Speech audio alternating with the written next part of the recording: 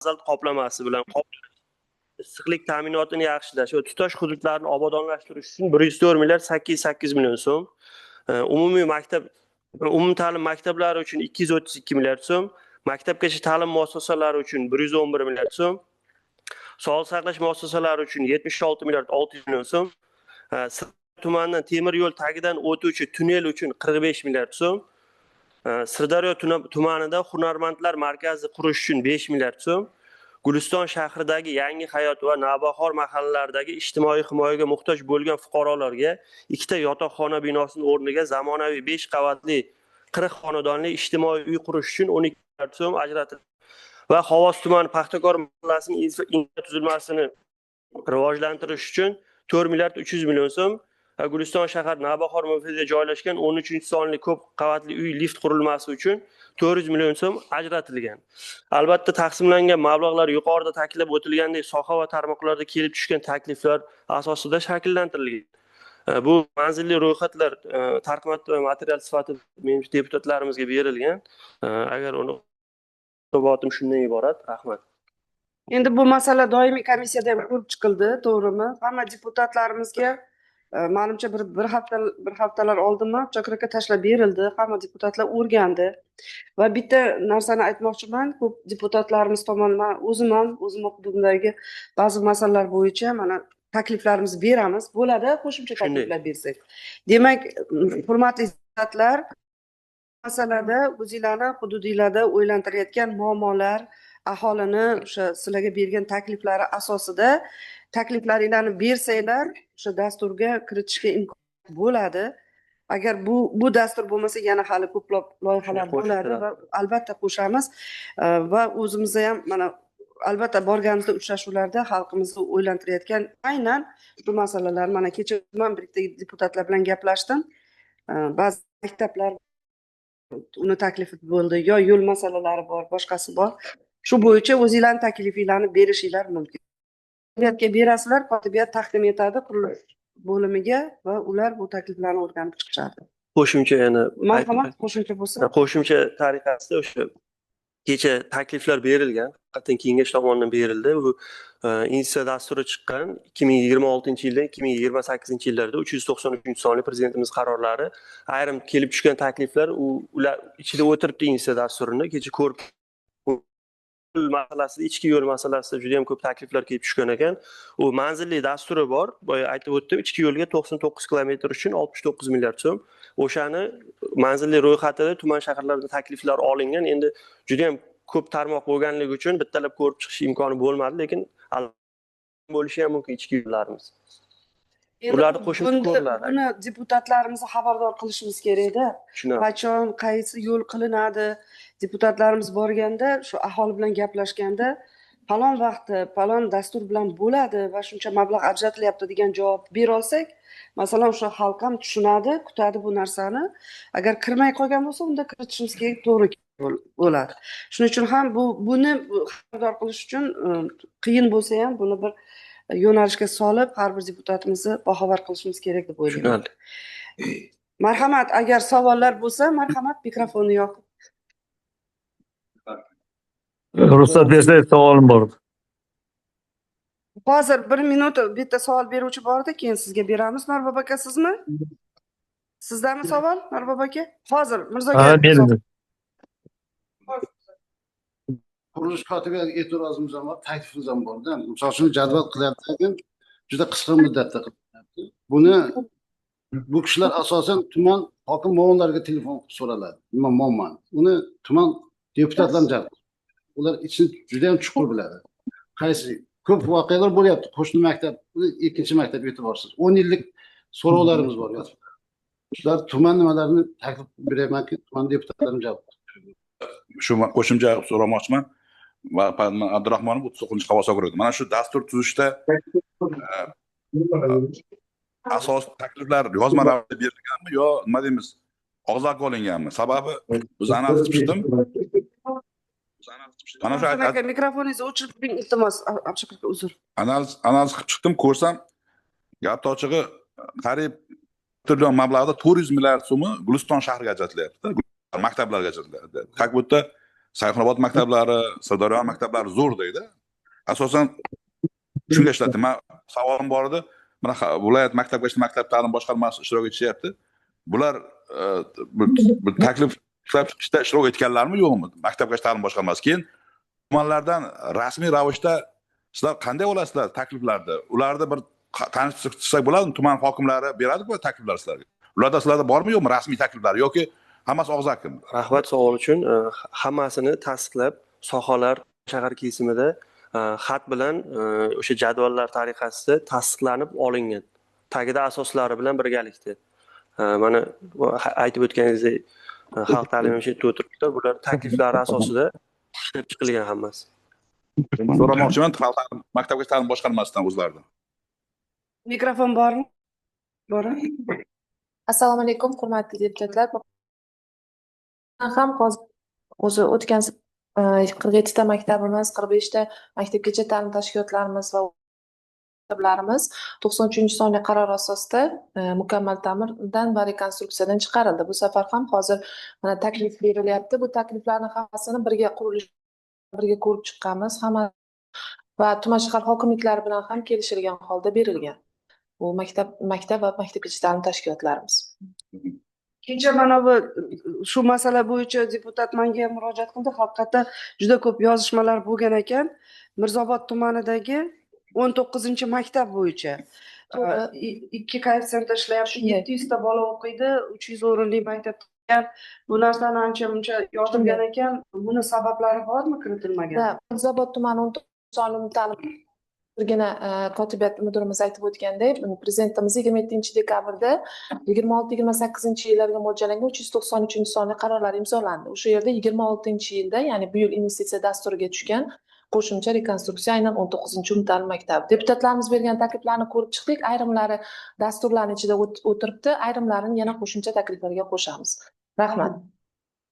Va albatta endi bitta narsa, deputatlar baribir mana bu yil mahallani rivojlantirish yilini mahalladanda shu hududda muammolarni biladigan nima yo'q, o'zi tizim yo'q. Shuning uchun ham agar mahalla bilan bevosita ishlaydigan bo'lsak, mahalla yettiligi bilan ishlaydigan bo'lsak, o'zlari muammolarni ko'tarib chiqadi. Faqat buni biz yetkazib olishimiz kerak. Endi hokimiyatda o'zi ham shu hozir vazirliklar ham shu tizimda ishlayapti. O'sha mahallaga tushib, mahalladagi muammolarni o'rganish bo'yicha va bunda biz katta bir kuch, katta ko'makchi sifatida sizlarning yoningizda bo'lishimiz kerak va deputatlar bekor chiqarmaydi bu masalalarni, sababiki buni yechimini qilishimiz kerak. Yechimini qilishimiz kerak birgalikda.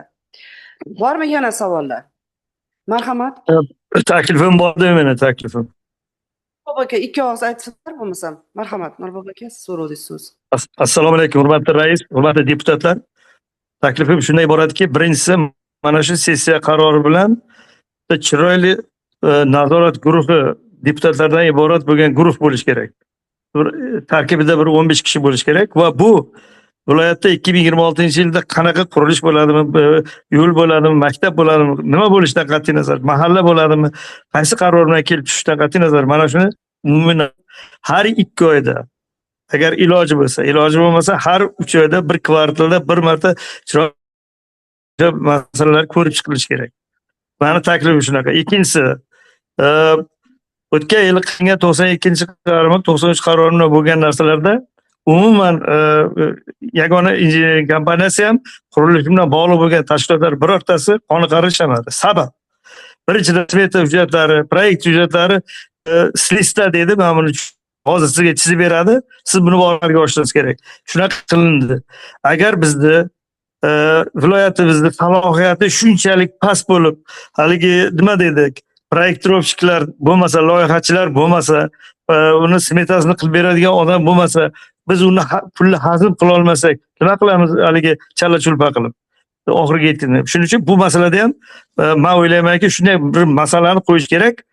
Demak, mana hozir yanvar, fevral oyi smeta proyekt hujjatlari tayyor bo'lishi kerak. Mana shundagina ishlarimiz boshqacha bo'ladi. Mana shu ikkita taklifim mani. Uzr, rahmat. Rahmat, to'g'ri taklif kiritildi. Bu masalada jiddiy yondashib qilmasak bo'lmaydi.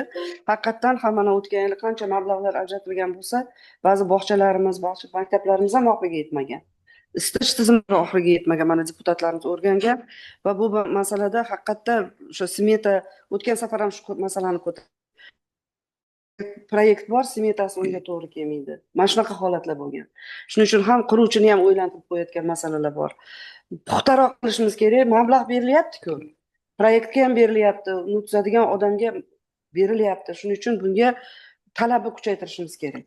Yordam kerak bo'lsa, haqiqatdan mana ekspert guruhimiz bor bizni deputatlik o'sha nima korpusimizda. Ularning yondashuvini sizlarga yordamga berishimiz kerak. Qanday qilsak ham berilgan mablag'ni sifatli, to'g'ri ishlatishimiz kerak. Shu, talab shu. Har bir tiyin o'zi hisobda davlat pulini baribir ertaga savol javobi bo'ladi buni oxirida.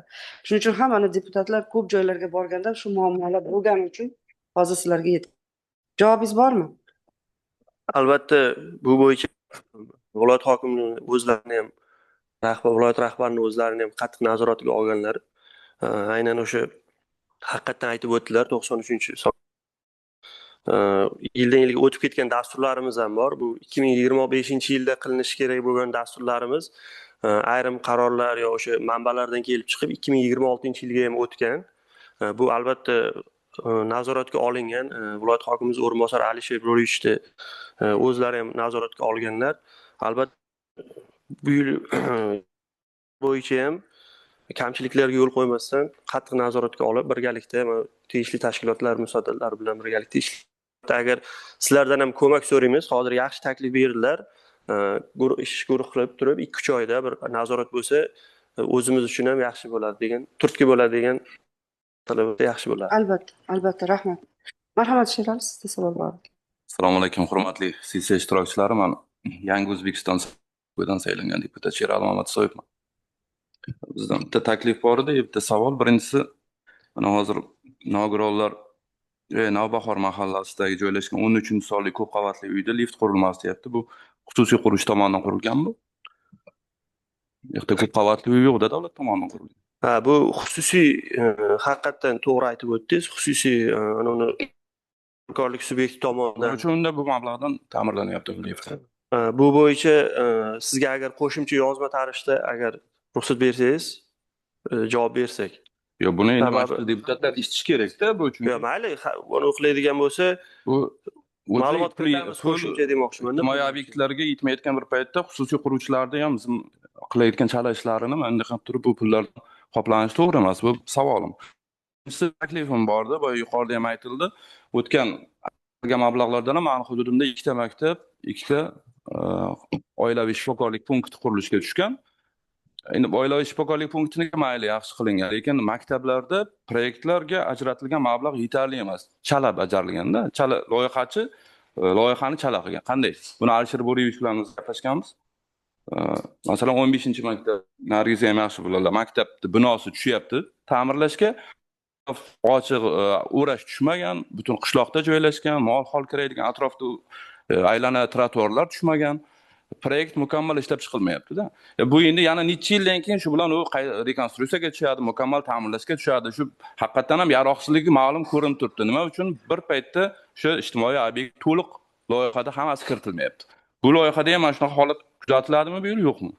Chala masalan hali chala. Men taklifda ham aytmoqchiman Pokiza Shokinni, chunki o'tgan yil ajratilgan mablag' bo'yicha yakuniy hisobot eshitishimiz kerak bo'ladi. Chunki hududda hali ajratilgan o'zi aslida sentyabrda bitishi kerak bo'lgan binolar hali bitkazilmagan shu paytgacha va bu bo'yicha hech kim hisobot ham bergan yo'q. Albatta buni sarhisobini qilishimiz kerak. O'sha yildan yilga nimaga o'tyapti bu sabab? Nima uchun proyektda chala bo'lyapti? Proyekt bor, smetada nimaga chalakashi? Mana shular bo'yicha har birini kerak bo'lsa o'sha qurilish tashkiloti proyektiruvchi bilan birga chaqirib qilishimiz kerak. Bu hisobini bersin, bu mablag'larni ishlatirish bo'yicha. Ikkinchi masalada to'g'ri o'rinli mablag'larimizni to'g'ri taklif bo'ldi. Mana shu hozirdan proyektiruvchilar puxta qilinishi, o'sha maktablarga berilayotgan mablag' ayniqsa bog'cha. Biz nimaga o'ylanamiz? Chunki hammamiz ham farzandimiz, nabiramiz boradigan joy. Biz uchun eng haligi nima deydi, har bir deputatni yuragida turadigan bog'cha masalasi. Shuning uchun ham hozir maktab bog'chaga ko'proq shunda. maktabga ishlatilayotgan, bog'chaga ishlatilayotgan, poliklinikaga ishlatilayotgan mablag'i o'sha birinchidan o'sha proyektini yaxshilab qilish kerak, smetasini yaxshilab qilish kerak. Mablag' bor va uni o'sha halol pok o'sha nima deydi, quruvchini qo'liga berish kerak. Shu masalalarda ham buni endi puxtaroq ishlashimiz kerak bu proyektda. Tushunarli. Lekin narigi loyiha bo'yicha albatta buni sarf hisobini mana tayyorgarlik ko'ringlar, qilishimiz kerak albatta. Taklif borda haqiqatdan Sheralmamiz to'g'ri aytdilar. Bitta sessiyani shunga bag'ishlasa, kelgusi. Bular vaqtini aytsa, quruvchilar kelsa, chunki hozir biz ko'ryapmiz, hozir maktab ham, bog'cha ham, atablina yo'q, hamma narsa turibdi-da o'tgan obyektlarda. Shu bir kun hisobotlar o'z vaqtini aytsalar ham faqat yanvar oyida. Biz faqat shu masalada bitta shu masala sessiyada o'tkazsak. Mana taklifim, mana qaror kiritsak shu sessiya qarori. Endi maqsadimiz bitta nima emas, kimnidir jazolash, kimnidir nima emas, biz puxta qilib har bir qilgan ishimizni oxiriga yetkazib qo'yish. Puxta qilib o'sha xalqqa, elga xizmat qiladigan shu joylarni bekorga mablag' ajratilmagan. Xalqimiz rozi bo'lishi kerak, o'sha yerda o'qiyotgan o'quvchilar, o'qituvchilar rozi bo'lishi kerak. Shu bu masalani oxiriga yetkazib qo'yishimiz. Oqsa Shavkatimda shu 30 ta maktab bo'lmas, 25 ta bo'lar, lekin ta'mirlashga tushganda hammasi tugashi kerak deyman-da. Yangi maktabga kirayotganini his qilish kerak-da o'quvchilar. Arzimas bitta akfa eshik kirish eshigiga kiritilmaganda, 15-maktab 4 qavatli bino. 1 milliard mablag' ajratilgan, lekin bitta akfa eshik yangilanmagan. Nima uchun desa, bu proyektda yo'q deydi. Butun 4 qavatli bino ta'mirlanyapti. Nahotki shu bitta eshikni loyihaga kiritish mumkin emas. Uni ham ruchkalari sinyapti, boshqa. Albatta tushunarli. Uni ham qayta ko'rib chiqamiz. 15-maktab bo'yicha mana birgalikda soha rahbari bilan birgalikda. Keyin albatta yanvar oyida o'sha o'tgan yili ajratilgan mablag'lar, keyin yildan yilga o'tuvchi dasturlar bo'yicha alohida hisobot berib, quruvchilar, buyurtmachilar, loyihachilar bilan birgalikda hisobot bir kunni belgilab qilamiz yanvar oyida. Boshqa viloyatdan chaqirib ularni ko'rishadi. O'zimiz viloyat Tushunarli taklif. Tenderda shaffof tender bo'ladi. Shaffofda yutib oladi, endi bu yerda bularga ko'rinmaydi. Onlayn bo'ladi o'sha hisobi. Shaffof tenderda. Yana bu Saloh akalar. Mikrofonni qo'ysa yaxshi. Mikrofonni bosib.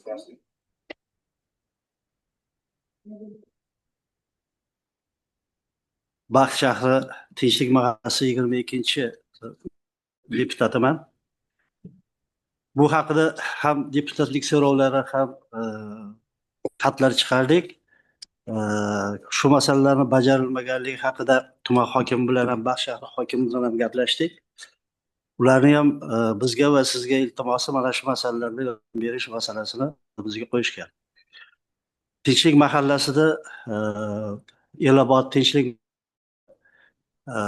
namunaviy mahalla bo'lishi haqida gapirgan. Lekin mana shu mahallaga bog'cha va maktab qurilishi haqida biron so'z aytilmagan. Bolalar 3,5-4 kilometr masofadan yonidagi Ishonch mahallasi chegarasidagi 39-maktabga kelishadi. Ayniqsa mana shu sovuq paytlarda ular qiynaladilar va ota-onalarning talablariga men deputatlik so'rovi bergan paytimda menga javob xati borgan edi. Albatta keyingi yillarda bu narsani hisobga olamiz deb o'sha xatga asosan maktab ham qurilmadi. Bor bog'cha aholiga yashash uchun berilgandan keyin o'rniga hech qanday bog'cha qurilmagan. Bog'cha yoshidagi bolalar ko'pchilik maktabga, bog'chaga bormaydi. Shu yerga bitta maktab shu mahallaga va bitta bog'cha qurilishi zarur deb bilamiz.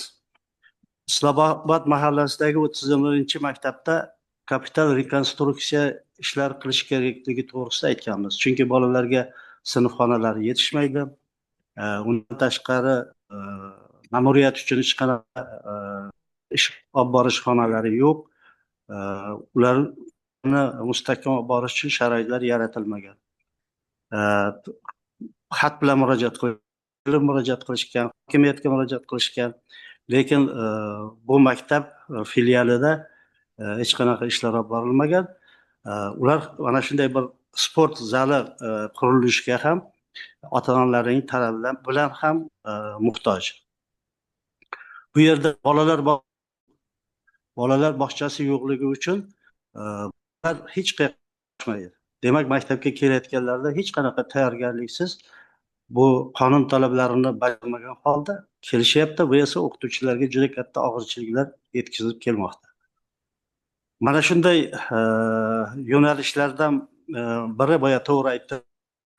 Shuncha million pul bo'lsa ham 14-maktabda faollar zaliga eshik qo'yilishi kerak edi. O'sha eshik qo'yilmaganligi uchun bular juda boshqa murojaatlar bilan bizlarga murojaat qilmoqda.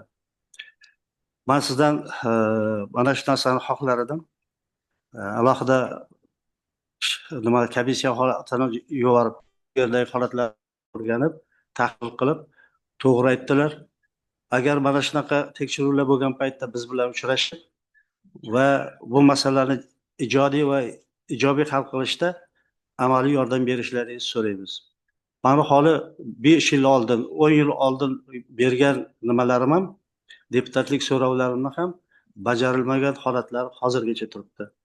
Bu masalalarni men yozma ravishda beraman va o'sha xalqning manfaati yo'lida qilayotgan ishlarimizga yana ham bor yordam bersangiz, bu ijobiy hal qilsak xursand bo'lardik, hal xursand bo'lardik. Rahmat Salohin aka.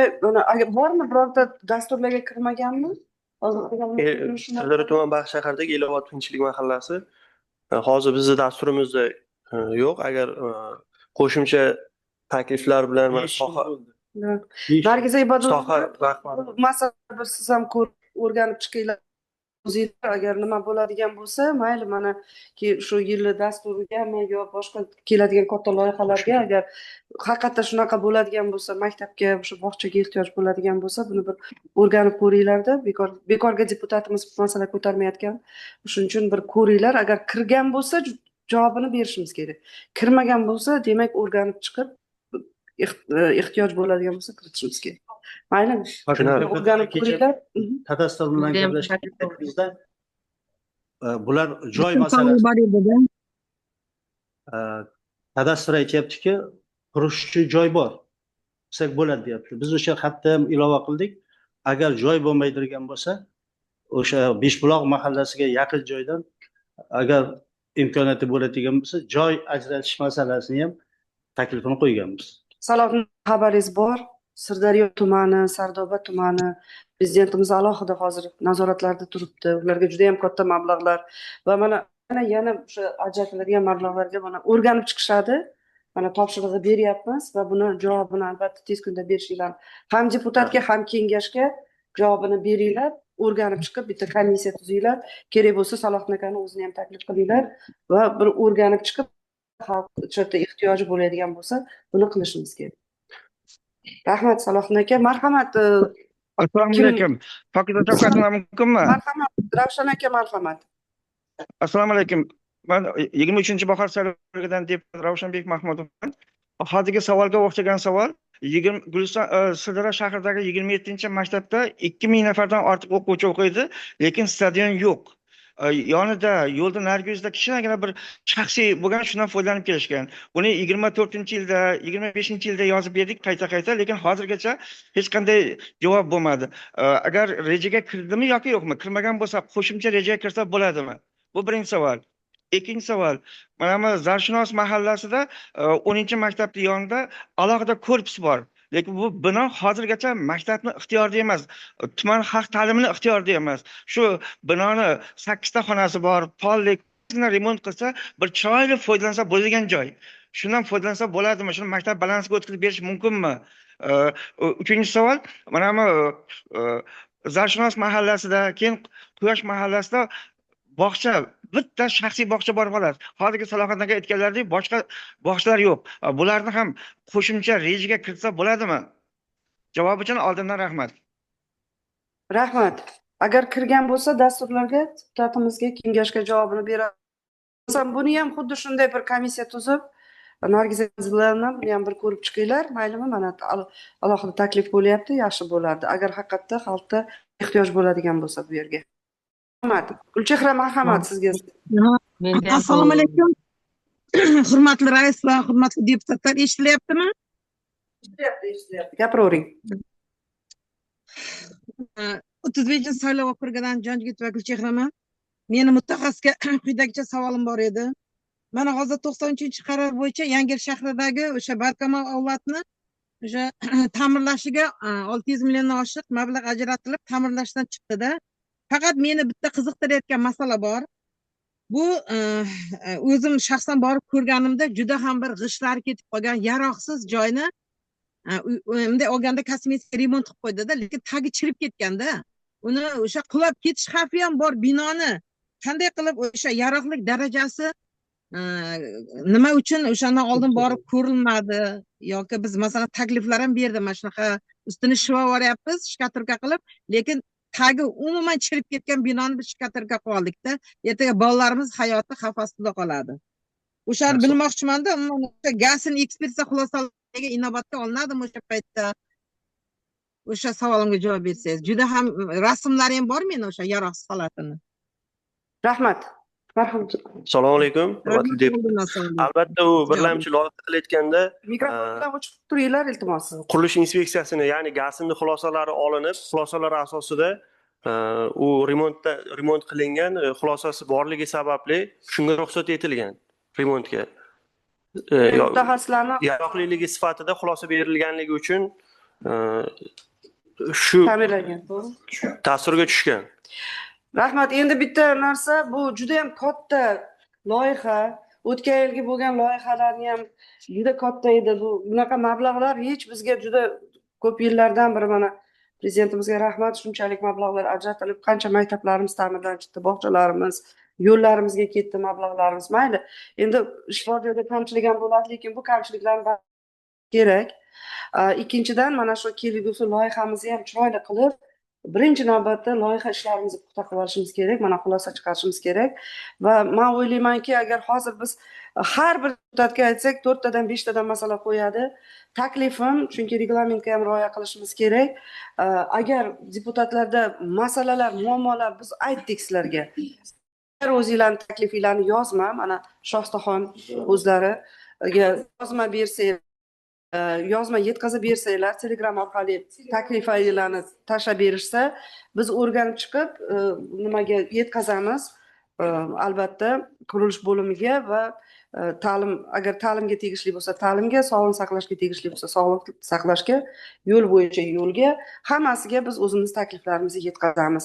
Endi bitta dastur ichida hammasini bo'lmaydi. Kelgusi yana hali ko'plab o'sha mablag'lar ajratiladi sohaga. Rahmat, imkoniyat bo'lyaptiki, yillar davomida ichki yo'llarimiz qilinmagan, yillar davomida. Mana ichki yo'llarimizga ham yetib keldi. Yo'llarimiz ravon bo'lishiga imkoniyat bo'lyapti.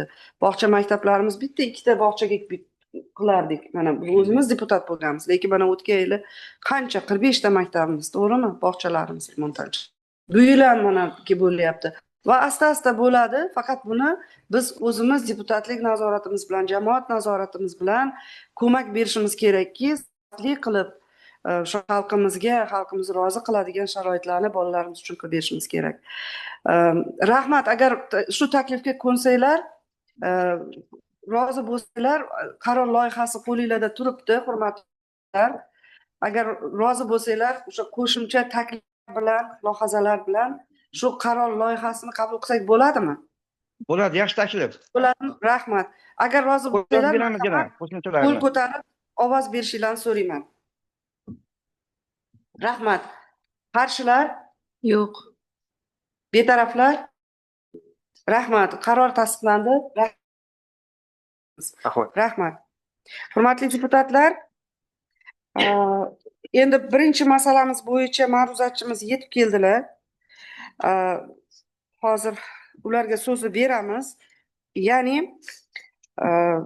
bu masala ham juda muhim masala, sal nozik masala. Ya'ni xalq deputatlar suv ombori to'g'onidan toshish natijasida bekor qilish bo'yicha masala. Bu masala bo'yicha biz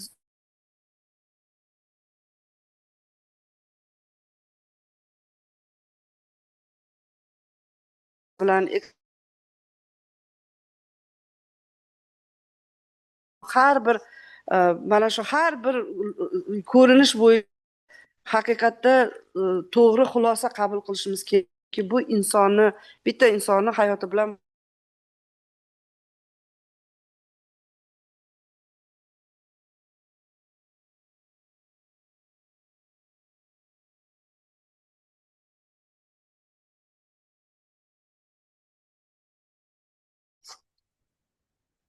Avvalambor assalomu alaykum. Hurmatli Pokiza Shavkatovna, hurmatli deputatlar. Viloyat prokuraturasi uyushgan jinoyatchilik va korrupsiyaga qarshi kurashish bo'limi tomonidan Xalq deputatlari Oqoltin tuman kengashi Mirzaobod tuman hokimligi mansabdor shaxslari nisbatan O'zbekiston Respublikasi Jinoyat kodeksining 167-moddasi 3-qismi A bandi bilan, 205-moddasi 2-qismi A bandi bilan va 209-moddasi 2-qismi A bandi bilan qo'zg'atilgan jinoyat ishi bo'yicha dastlabki tergov harakatlari olib borib yakunlandi. Jinoyat ishi hujjatlariga ko'ra deputatlar Oqoltin tuman kengashi tomonidan 04/11/2020 tasdiqlangan Sirdaryo viloyati Savdobod suv ombori to'g'oni suv toshishi natijasida jabr ko'rgan oilalar uchun 2020 yil davomida qurilgan ko'p kvartirali uy-joylarni topshirish to'g'risidagi tartibning 11-bandida o'rganish davomida ilgari qurilishi to'liq tugallanmagan turar joylarga qo'yilgan talablarga, ya'ni Uy-joy kodeksining 9-moddasi talablariga javob bermaydigan hamda qizil chiziqqa tushganligi aniqlangan taqdirda uy-joy ajratish rad qilishi belgilab qo'yilgan. Shuningdek, O'zbekiston Respublikasi Vazirlar Mahkamasining 19.05.2020 yildagi Sirdaryo viloyati Sardoba tumani va Sirdaryoning Sardoba, Oqoltin va Mirzaobod tumanlarida aholi uy-joylarini qurish va ta'minlash, ijtimoiy va ishlab chiqarish infratuzilmasi bilan ta'minlash chora-tadbirlari to'g'risidagi 294-sonli qarorida favqulodda hodisa oqibatida uy-joyi ziyon yetib, unda yashash imkoniyati bo'lmagan oilalarning uy-joylarini rekonstruksiya qilish va ta'minlash tuzilgan. Biroq dastlabki tergov harakatlari davomida Xalq deputatlari Oqoltin tuman kengashi va hokimlik mansabdor shaxslari Vazirlar Mahkamasining yuqoridagi qarorlari Xalq deputatlari Oqoltin tuman kengashi tomonidan tasdiqlangan tartibga zid ravishda 12 ta holatda fuqarolarga noqonuniy ravishda uy-joy ajratish bo'yicha qarorlar qabul qilganligi, o'z navbatida Mirzaobod tuman sobiq hokimi Yariyev tomonidan ularga uy-joy ajratish to'g'risida uy-joy ajratish huquqini beruvchi davlat orderlari aniqlandi. Fuqaro O'ljayevga Xalq deputatlari kengashi Oqoltin tuman kengashining 11-noyabrdagi 2020 yil 19/89/06 sonli qaroriga muvofiq Yangi O'zbekiston massividan 10-uy 20-xonadondan yangi uy-joy berilgan. Biroq shu 07/05 suv toshqinidan keyingi suratlar, kosmik surat taqdim qilinganda xonadonga suv kelmaganligi, binolar hol turganligi ma'lum bo'ldi. Fuqaroni yig'majilda o'rganilganda xonadon holatini ham aniqlab beruvchi texnik xulosa ham mavjud emasligi aniqlangan. Shuningdek, fuqaro Asanovaga Xalq deputatlari kengashining 2020 yil 4-dekabrdagi 21/92 qaroriga muvofiq Yangi O'zbekiston massividan 32-uy 5-xonadondan uy berilgan. Biroq kosmik suratlar taqdim qilinganda mazkur turar joy binosi poydevor qismigina mavjud bo'lganligi, tasvirlarda ko'rinishicha aslicha uy-joy ham umuman bo'lmaganligi, qurilishi tugallanmagan bino bo'lganligi aniqlandi. Undan tashqari fuqaro Nuryaxshiyevga kengashning 2021 yil 8-yanvardagi qaroriga muvofiq Yangi O'zbekiston massividan uy-joy berilgan. Uy-joy hujjati, kadastr hujjati mavjud bo'lmagan, mazkur bino choyxona sifatida foydalanilgan, hech kim yashamaganligi, imorat yaroqsiz holga kelganligi aniqlangan. Xususan, Ko'chmurodovga ham xuddi shunday tartibda bino mavjud bo'lsa ham uy-joy berilgan. Bundan tashqari fuqaro shu Abdumalikovga, fuqaro Qorayevga, Isayevga, Isakovaga, Abdurahmonovga va O'ljayevga jami 12 ta holatda fuqarolarga aslida uy-joyi to'liq qurilish tugallanmagan yoki uy-joyi buzilmagan bo'lsa ham yangi uy-joy berish to'g'risida qarorlar qabul qilingani aniqlandi. Ushbu qayd etilgan holatlar Xalq deputatlari kengashi kengashining yuqorida nomlanib keltirilgan fuqarolarga nisbatan Mirzaobod tumani Yangi O'zbekiston tuman suv ombori to'g'onida yuz bergan favqulodda hodisa oqibatlari uy-joyi buzilgan yoki holatga kelgan oilalar uchun o'sha 2020-2021 yilda qurilgan uy-joylarni ajratish bo'yicha qarorlar qabul qilingan. Mirzaobod tuman sobiq hokimi Yariyev tomonidan ularga uy-joy huquqini beruvchi davlat orderlari berilgani aniqlandi. Bundan tashqari Sardoba tumani suv omboridagi toshqin natijasida uy-joylarga talaf etgan oilalarni o'rganish bo'yicha tuzilgan ishchi guruh a'zolari, xalq deputatlari Oqoltin tuman kengashi, Mirzaobod tuman hokimligi mas'ul shaxslari boshqalar tomonidan sodir etilgan jinoyatlarni o'sha xavflilik darajasi og'ir bo'lgan bo'lsa ham 2020-yil sodir qilingani uchun shu oradan 5 yil o'tgani uchun ularga nisbatan qismini tugatishga majbur bo'ldik.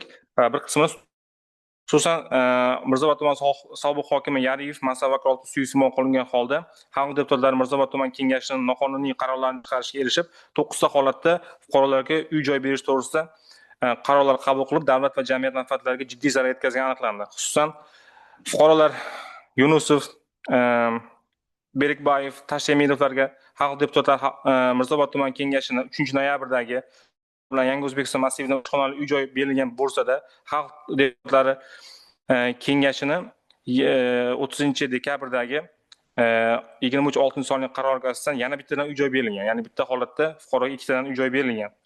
Undan tashqari fuqaro Yo'ldoshevga, Karimovga, Karimovaga, Beknazarovga, Ibragimovga va umumilarga ham xuddi shunday holatlarda uy-joylari mavjud bo'lmagan yoki uy-joylari talafot ko'rgan, to'liq buzilib ketmagan bo'lsa ham uy-joy berilgani aniqlandi. Mazkur holatlar, mazkur jinoyatlar uchun tuman sobiq hokimi Yariyevga jinoyat ishlari bo'yicha Xovos tuman sudining 28/07/2025-yilda hukmi bilan aybdor topilgan, unga nisbatan tegishli ta'sir chorasi qo'llanilgan. O'zbekiston Respublikasi va mahalliy davlat hokimiyatlari to'g'risidagi qonunning 24-moddasida va O'zbekiston Respublikasi Oliy Majlisi Senati Kengashi deputatlari viloyat tuman shahar kengashining namunaviy reglamentini tasdiqlash to'g'risidagi qarorning 6-moddasida xalq deputatlari viloyat kengashining asosiy vakolatlaridan biri hokimni va quyi kengashni O'zbekiston Respublikasi qonunlariga muvofiq bo'lmagan qarorlarni bekor qilish vazifasi ekanligi belgilab qo'yilgan. Shu bois mazkur holatlarni vakolatingiz doirasida xalq deputatlari Oqoltin Mirzaobod tuman kengashi qarorlarini nomlari qayd etilgan fuqarolarga nisbatan qismini bekor qilish masalasini ko'rib chiqish so'rab viloyat prokurori tomonidan xat kiritilgan. Shu o'rinda o'zimdan kelib chiqib bir tergov harakatini olib borgan shaxs sifatida bir narsani ham qo'shimcha qilib aytib o'tmoqchiman. Bu holatda xalq deputatlari kengashining aynan fuqarolarga nisbatan qismigina bekor qilinadi. Ularni uy-joy olish masalasi alohida sud tartibida ko'rib chiqilishi kerak. Hali noqonuniy topish masalasi ham ko'riladi. To'liq yakuniga yetkaziladi. Faqat hozir xalq deputatlarini qonuniy qaror qabul qilgan, o'shalarning kengash qarorlarini bekor qilish masalasi ko'rilishi kerak.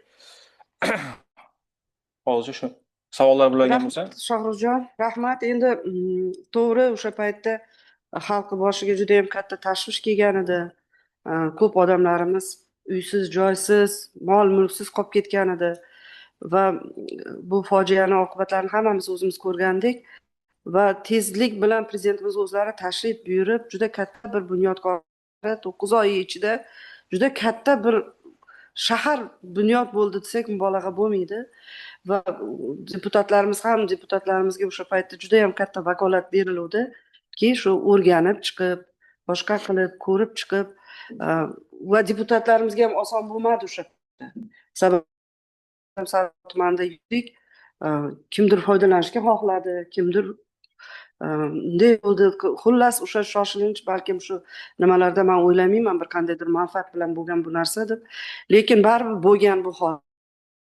Bu masalani prokuratura ko'targandan keyin biz o'zimiz ham ishchi guruh tuzdik, o'zimizning yuristimiz boshchiligida mana shu holat to'liqligicha har bir holat o'rganildi. Har bir holat o'rganildi. Haqiqatda kosmosdan olingan suratlar o'rganildi. So'rovlar qilindi o'sha yon atrofdagilardan bilindi va o'sha nima deydi tezlik bilan o'sha xalqi nima deydi o'sha paytda qishqirib kelayotganida tezlikda ularni qish payti ham edi uy-joylik qilish uchun hammamiz harakat qiluvdik. Balkim xatoga tushlik ham ketgandir men shoshma-shosharlikda. Lekin noto'g'ri chiqdi, tan olishimiz kerak. Bu uylar ham nima deydi to'liq egasiga berilgan bo'lishi kerak edi o'sha paytda. Shuning uchun ham mana bu masala kiritilyapti. Ya'ni 12 ta holatda Oqoltin tumanida va 9 ta holatda Mirzaobod tumanida jami 21 ta holat. Hozir Shohrujon to'g'ri aytdilar. Biz faqatgina kengashlarning qarorini bekor qila olamiz va qolgani endi u sudning ishi. Agar sudda yutib chiqadigan bo'lsa, yutib chiqadi, yutib chiqmasa endi buyog'ini sud hal qiladi. Shuning uchun ham mana bular so'rashyapti prokuratura o'zi nimasini va biz o'zimiz ham o'rganib chiqdik. Mana shu qarorlarni bekor qilish bo'yicha qo'lingizda qaror loyihasi turibdi. Agar rozi bo'lsanglar, savollar bo'lsa marhamat. Bo'lmasa tushunarli, holat tushunarli. Agar nima qilsa, qaror loyihasi qo'lingizda tasdiqlab berishinglarni so'raymiz. Marhamat. Rozlar. Qarshilar? Yo'q. Qarshilar bormi? Dilshnos? Yo'q. Betaraflar? Yo'q. Yo'q. Qaror tasdiqlandi. Rahmat Shohrujon. Marhamat, hurmatli deputatlar, kun tartibidagi 3-masala bo'yicha viloyat bo'yicha 2026-yilda jismoniy va yuridik shaxslardan undiriladigan qo'llaniladigan koeffitsiyentlar hamda mutlaq miqdor to'g'risida so'zni viloyat soliq boshqarmasi boshlig'i To'yboyev Suhrat To'rabekovichga beraman. Marhamat, Suhrat To'rabekov, so'z sizga. Assalomu alaykum, Pokiza Shavkatova. Assalomu alaykum, hurmatli sessiya ishtirokchilari, deputatlar.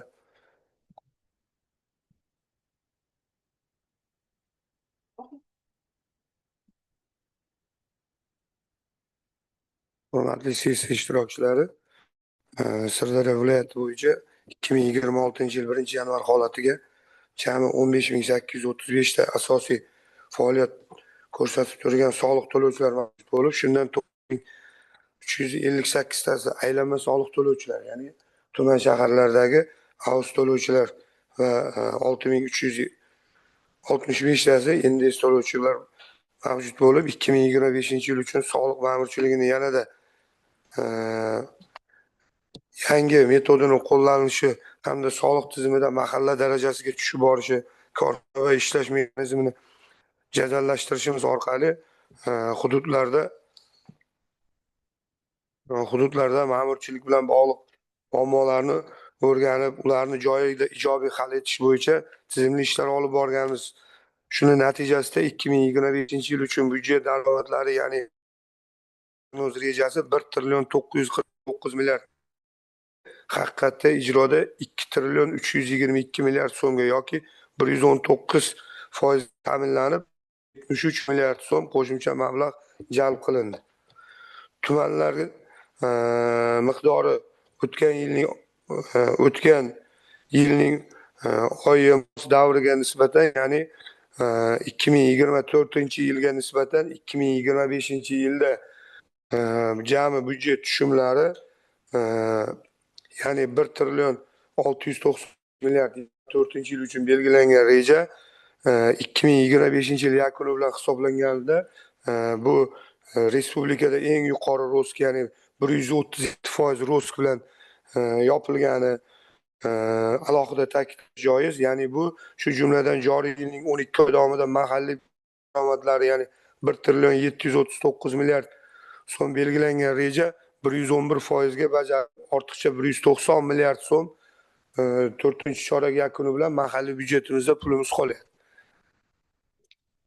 Soliq turlari kesimida oladigan bo'lsak, qo'shilgan qiymat solig'i 167.9% ga, yuridik shaxslarni mol-mulk va yer solig'i 164% ga, jismoniy shaxslardan olinadigan mol-mulk va yer solig'i 120% ga hamda jismoniy shaxslardan olinadigan daromad solig'i 127% ga o'sdi. Ya'ni aylanma soliq to'lovi 114% ga 114.7% ga o'sdi. 26-yilda Sirdaryo viloyat soliq organlari xodimlari ustuvor, ya'ni vazifa qilib 26-yil uchun byudjet rejasi, ya'ni 2.489 milliard belgilangan bo'lib, ushbu 26-yilda, ya'ni 25-yilga nisbatan 166 milliard ko'p reja, ya'ni qo'yildi. Bu soliq organlarini shaxsiy tarkib nomidan va shaxsan o'zim nomidan bu belgilangan reja xudo xolasa hammasi to'liq bajariladi, so'zsiz. Ikkinchidan, 26-yilda 2.489 milliard so'm tushumlar ta'minlanishi hisob-kitob qilinganimizda, turlari kesimida olganimizda, ya'ni iqtisodiyotning o'sish sur'ati hisobiga, ya'ni 124 milliard so'm, ya'ni 4.9% soliq ma'murchiligini yaxshilash, yanada yaxshilashimiz hisobiga 3.5% ga soliq siyosatida belgilangan yangiliklarning amalga oshirilishi, ya'ni 182 milliard so'mga yoki 7,2%ga jismoniy shaxslarni mol mulk va yer soliqlarini yig'ib olishimiz hisobiga, ya'ni hisoblangan 26-yil uchun mol mulk va yer solig'iga 175 milliard so'm, ya'ni 6,9%. Soliqsiz tushumlar, dividend, boj, jarima, yig'imlar, boshqalar va qolgan summalar 1 trillion 801 milliard so'mga, ya'ni 72%ga to'lovlar uzluksiz faoliyat ko'rsatilishini ko'maklashgan holda joriy soliqlarni undirish hisobiga undiriladi. Shuningdek, siz deputatlardan roziliklaringiz bilan 2026-yil uchun belgilangan prognoz rejalari va soliq tushumlarini uzluksiz bajarishda byudjetga to'liq tushum ta'minlash uchun soliq stavkalarini mos ravishda o'zgartirishda albatta o'z o'rinlaringiz bor. O'zbekiston Respublikasi Soliq kodeksi 12, 420, 422, 429, 437 va 452 moddalariga viloyat soliq boshqarmasining 25-yil 18 dekabrdagi 2078 415 sonli va O'zbekiston Respublikasi Iqtisodiyot va moliya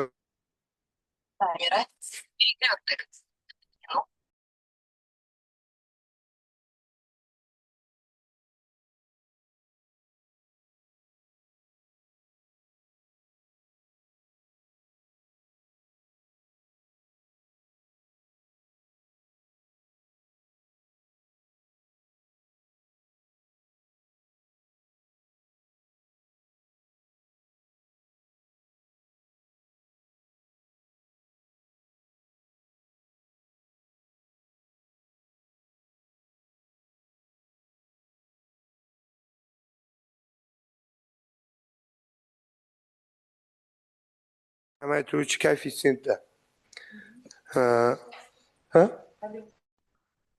qishloq xo'jaligiga mo'ljallangan yerlarga, ya'ni bo'yicha shahar va tuman kesimida yer solig'i stavkasi bazaviy 0,95, ya'ni etib belgilangan soliq kodeksiga muvofiq, ya'ni 0,5 dan 1,2 gacha oshiruvchi va kamaytiruvchi koeffitsiyentda. Yuridik va jismoniy shaxslarning noturarlari, ya'ni mol mulk soliqlari uchun belgilangan minimal qiymatga nisbatan shahar va tumanlar kesimida 0,5 gacha bo'lgan, ya'ni kamaytiruvchi koeffitsiyentda jismoniy shaxslardan olinadigan mol mulk solig'i stavkasi bo'yicha shahar va tuman kesimida bazaviy hisoblanishga nisbatan 0,7 dan 1,3 gacha va kamaytiruvchi koeffitsiyentda jismoniy shaxslarning yer solig'i stavkasi bo'yicha shahar va tuman kesimida bazaviy hisoblashga nisbatan 0,5 dan 2% gacha oshiruvchi va kamaytiruvchi koeffitsiyentlarda takliflar kiritilgan. Tumanlar kesimida qo'llaringizga berildi hammasini. Endi Pokiza Shavkatni uzr qildim. Qo'shimcha tariqasida ma'ruzingizni buzib qo'ydim. Uzr so'rayman buning uchun.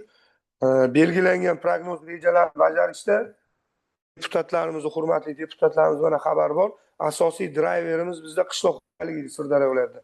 Mana misli ko'rilmas, ya'ni summalar mana Qovos tumanida hurmatli hokimimiz Erkinjon Xutayev boshchiligida biz mana Qovosda boshladik. Boshidan beri, yil boshidan mana kechadan boshlab Sayxunobodda misli ko'rilmagan soliq summalari tushyapti. Sababi yillar davomida qishloq xo'jaligida nima deydi, uyg'onilmagan ular uyg'ondi. Ya'ni davlat bir so'm soliq обороты ko'rsatmayapti, soliq to'lamayapti. Yerdan foydalanish darajasi, ya'ni koeffitsiyenti past. O'shalarni vaj qilib biz soliq organlari, ya'ni kecha Xovosda yurdik, undan bugun kechadan boshlab mana Sayxunobodda ko'rdik, boshladik. Nima demoqchiman, so'zim oxirida bu stavkalar belgilayapmiz. To'g'ri, qo'shimcha manbalar jalb qilgan holda byudjet oldidagi majburiyatni to'liq bajaramiz. Yuqoridagi boyagi masalalaringiz, qurilish sohasi, yo'l, ta'lim, hammasiga nima kerak? Mablag' kerak. Mablag' nimani hisobidan? Soliqlarni undirishimiz hisobidan. Bu nima demoqchiman? Ya'ni asosiy drayverimiz qishloq xo'jaligi 26-yildan boshlab nolovoy stavka bo'ldi. Ya'ni qishloq xo'jaligida mahsulot yetishtiruvchilar soliq to'lamaydi degani. Paxta g'alladan tashqari barchasi nolovoy stavka degani, ya'ni soliq to'lamaydi. O'shaning uchun o'zgarishlar qoldirishga harakat qilganmiz. Moliya vazirligi va mahalliy hokimiyat bilan shu kelishildi. Yaxshi, mana o'zinglarga ham tarqatib berilgan, ko'rgansizlar. Endi solig'i mana tushunadigan nimalar biladi. Endi solig' bitta narsa, biz haqiqatdan mana rahmat. O'tgan yili ancha-muncha solig'i bajarilganligi uchun ham bizda imkoniyatlar bo'ldi. Mana deputatlar qo'yamiz masalani, sohalar mahallalar qo'yadi masalani, lekin bu masalani qo'yaveramiz. Pul bo'lmasa qayerdan bo'ladi bu narsa? Va mana kecha prezidentimizning murojaatnomalarida ham eshitdinglar, yana qancha soliq turlarini mahallani o'ziga beryaptilar-da. Mahalliy byudjetga beryaptilar. Bu narsalar hammasi bizga bitta imkoniyat eshigi ochadi va agar ko'ringlar, menimcha juda yuqori emas, o'rtacha koeffitsiyentlar olingan. Savollar bo'lsa marhamat. Marhamat. Assalomu alaykum, hurmatli Pokli Shavkatovna, hurmatli deputatlar. 34-Paxtakor saylov okrugidan Rahmon Fazbek bo'laman. Savolim quyidagicha. Ya'ni mana bu jismoniy shaxslardan mol mulkidan undiriladigan soliqlar o'sha tuman yoki shaharda qandaydir kelib chiqib, ya'ni o'sha aholiga yaratgan imkoniyat sharoitlardan kelib chiqib belgilanadimi yoki hamma joyda bir xil yuritiladimi bu? Sizni savolingizni tushundim. Mana biz hozir viloyat anosida ko'ryapmiz. Tuman shaharlarni ham deputatlari, kengashlar o'zlarini belgilab beradi. Misol uchun stavkasini yoki berish vakolati ham, ya'ni jismoniy shaxsni mahalliy soliqqa tushadigan tushumlarni deputatlar imtiyoz berish, pasaytirish vakolati bor. O'shaning uchun siz savolingizga tuman shahar kesimida o'zlari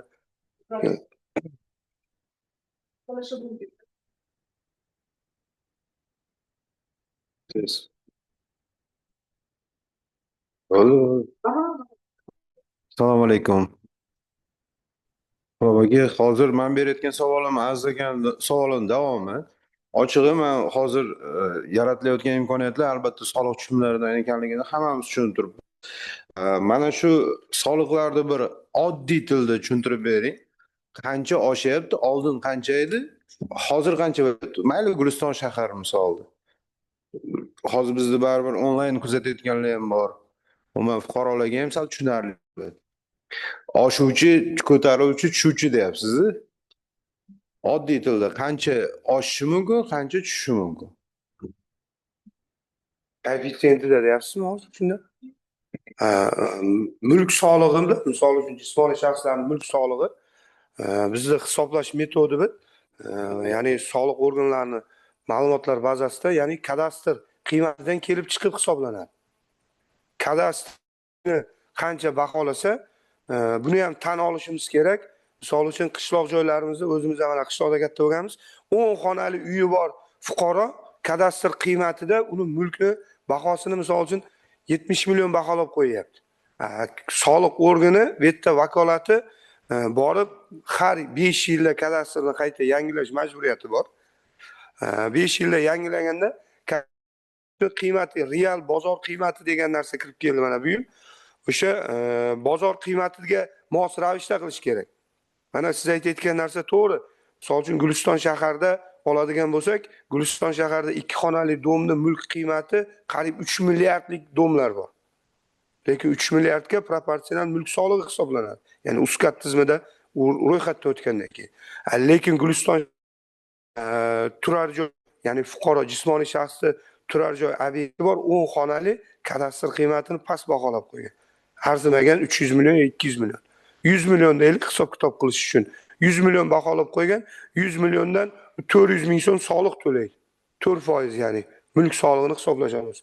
4% to'laydi. Bu yerda nima deydi? Kadastr qiymatidan kelib chiqib, ya'ni kadastr uskatga oq deb kirsa oq hisoblab beryapmiz. Qora desa qora beryapmiz. Koeffitsiyent shuni hisobiga o'zgaradi. Bal o'sha mulkni qiymatiga kelib. Endi bularda savol bo'lyapti-ki, albatta mana qishloq joylaridagi o'sha mol mulk shaharda, markazda bo'lgan mol mulkda Shunday. nima farq bo'ladimi degan savolni qo'yyapti-da bular hozir. Meni tushunishimcha.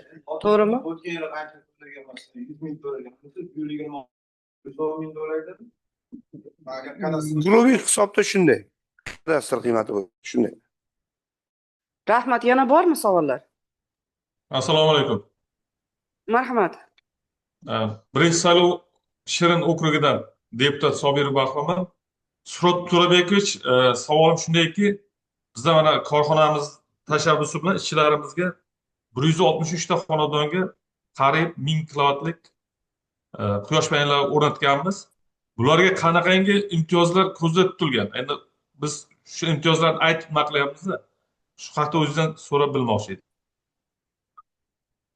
Quyosh paneli o'rnatgan quyoshli xonadonga soliq mobil ilovasi bor. O'sha kadastr uyda hamma dalilari kiritilgandan keyin, ya'ni fuqaroni kiritilgandan keyin imtiyoz o'sha mobil ilova orqali o'sha to'g'ridan-to'g'ri fuqaroni o'ziga beriladi. Ya'ni o'sha o'rnatgan quyosh paneli kvadrat o'rnatgan bo'lsa, o'sha quyosh paneli o'rnatilgan qismiga mulk yer solig'idan imtiyoz berilgan. To'liq emas. To'liq emas, yo'q. To'liq emas. O'sha bo'yicha ancha tushunmovchiliklar bo'lyapti-da.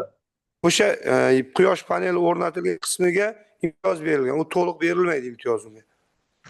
Mana shu endi to'g'risi pensionerlarimizga ham misol uchun yashab turgan turar joy obyektini mulkni 60 kvadrat metriga, yerni 6 ga imtiyoz beriladi-ku. Xuddi shunday bu ham quyosh panelini o'rnatgan qismiga imtiyoz beriladi. Endi mana shunda yana bitta savol kelib chiqyapti. O'rnatgan qismi tom qismga o'rnatiladi. Binoni hozir kadastrdagi bog'langan qismiga imtiyoz bo'la oladimi, yo'qmi? O'sha uyni misol uchun siz aytganda 100 million, 500 million bo'lsa. Hurmatli deputat, u quyosh panelini kvadrat metri aniq tomda bo'ladimi, hovlisida bo'ladimi? O'sha yer solig'idan imtiyoz beriladi. Mulk solig'i alohida tema u. Mulk solig'iga berilmaydi. Faqat yer solig'i bo'yicha imtiyoz beriladi. Tushunarli. Yana bitta iltimos bo'ladi, bunaqada o'sha murojaat bo'lgan menga. Mirzabekov Shahzod Sulton o'g'li 2025-yilda soliq va soliqqa tortish fiskal institutini bitirib kelgan, shu soliq yo'nalishida. Agar iltimos bo'lsa, mana shuni ishga joylash bo'yicha menga murojaat qilganda, o'zim saylov okrugimda. Sizga ham bir iltimos qildim, haqiqatdan institut bitirgan yigit ekan, shu ish ta'minlansa yaxshi bo'lardi. Rahmat oldimdan. Shuni hozir yozib oldim. Soliq organlariga ishga kirish hozir kunda ya'ni Argus orqali vakant lavozim qo'yganmiz. O'sha Argusdan o'tib kelsa, bizda masala yo'q. U rahbar suhbati, rahbarni tanlovi degan narsa yo'q. Argusdan suhbatdan o'tib kelsa, qolaversa undan tashqari mana prezidentimiz tashabbusi bilan hamma joyda KPI joriy shunday soliq organida ham bizda KPI joriy qilingan.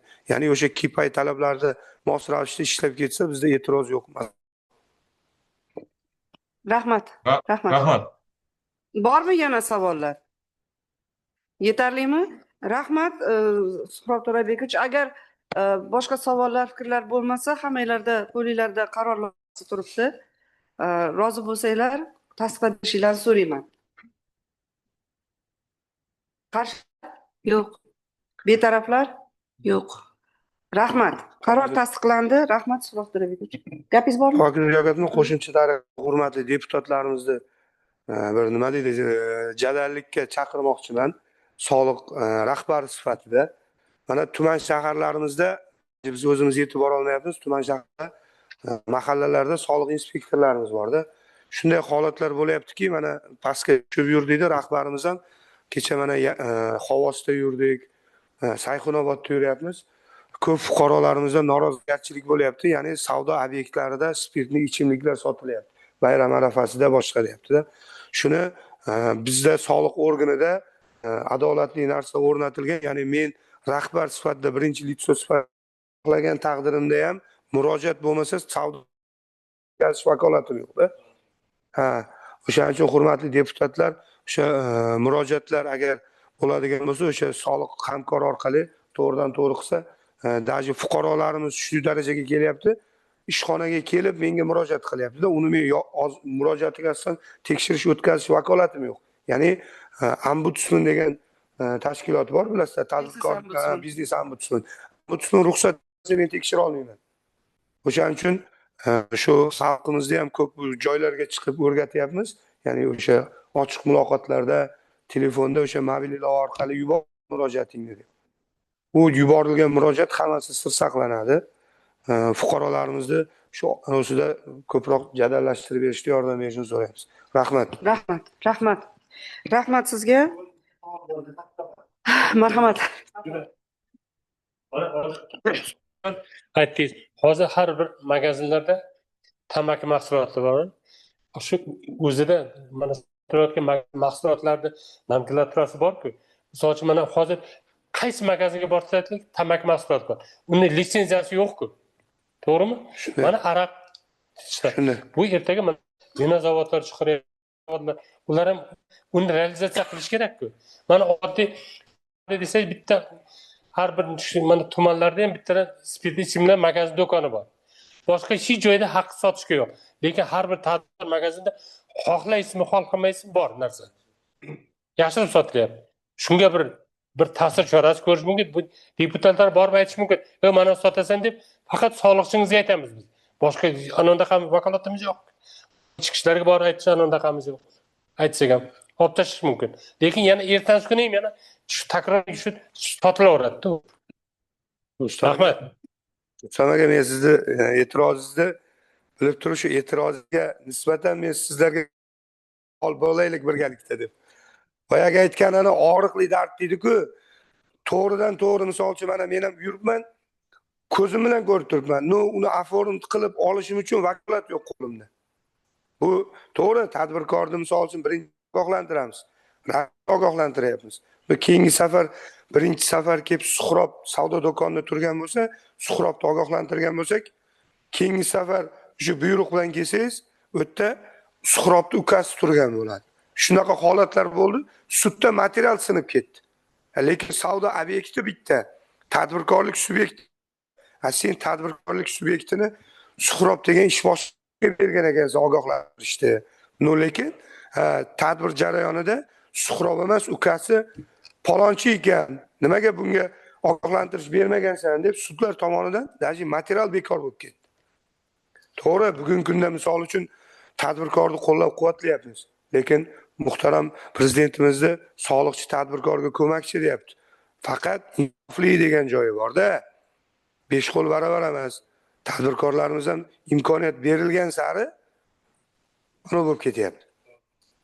Endi chaqirlayapman. Qonun oldida hamma birdek javobgar bo'lish kerak. Qonuniy ish qilish kerak va buni ham tartibga soladigan organlar bo'lish kerak. Shuning uchun agar u Rustam aka to'g'ri aytayaptilar, litsenziyasida ko'rsatilgan narsani sotadigan bo'lsa, uni ham bor va buni ham o'sha tegishli organ qilish masalalarida o'zimiz takliflarimiz demak kiritib borishimiz kerak ekan. Rahmat sizga. Rahmat Suhrobjon. Marhamat, 4-masala bo'yicha yer uchastkalarini mahalliy va chet ellik investorlarga ikkilamchi ijaraga berish va ijara to'lovlari miqdorini belgilash to'g'risida so'zni viloyat hokimligi huzuridagi ijaraga berilgan qishloq xo'jaligi yerlariga xizmat ko'rsatish direksiyasi mas'uliyati cheklangan jamiyati direktori Shodiyev Umid Saidqulovichga beramiz. Marhamat. Assalomu alaykum, Pokiza Shavkatovna, hurmatli deputatlar. Men boshlashimdan oldin bu tashkilotimiz 2025-yil 3-fevralda tashkil topgan prezidentimizni qarori 18-qarorlar farmonlarga asosan Vazirlar Mahkamasini 43 hamda 332 sonli qarorlari bilan tashkil topildi. Aytib o'tmoqchimanki, bu tashkilotimiz boyagi viloyat hokimligi huzuridagi ijaraga berilgan qishloq xo'jaligi yerlariga xizmat ko'rsatish direksiyasi degan deb ochilgan. Bu tashkilotimizning asosiy ish faoliyati o'zlarining xabarlari bor, chet el investorlariga boyagi yerlarni ikkilamchi ijaraga berish masalasi bo'yicha qarorlarda ko'rsatib o'tilgan hamda biz 2025-yil avgust oyidan boshlab ishimizni boshladik. Shu avgust oyidan boshlaganimizdan keyin boyagi qarorda 6048 gektar chet el investorlariga beriladigan yerlar Vazirlar Mahkamasining qarori hamda prezidentimizni PF18 qarorlar farmonlariga kiritib o'tilgandi. Bu 6048 gektar yerlarni biz Sirdaryomizdagi Sirdaryo Xitoyda Sirdaryo Jingo cheklangan jamiyatga 6048 gektar yerni ikkilamchi ijaraga qilib berilgandi. Bugungi kunda ular boyagi yerlarni olib o'zlashtirish yo'lida hamda paxtani ekib, bu yil hosildorlar 23 million dollariga